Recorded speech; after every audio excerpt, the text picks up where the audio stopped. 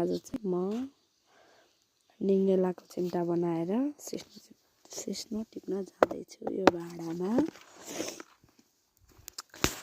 के गर्नु साथीहरू, रुगा लागेको छ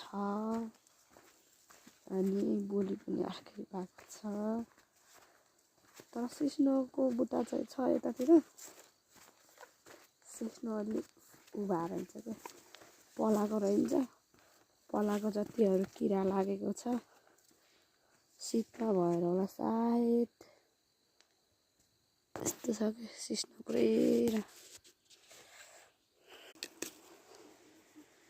हेलो साथीहरू, आज मजाले सिस्नोको सब्जी, सिस्नो अनि के भन्छ अरे मकैको रोटी खाइने भनेको हो।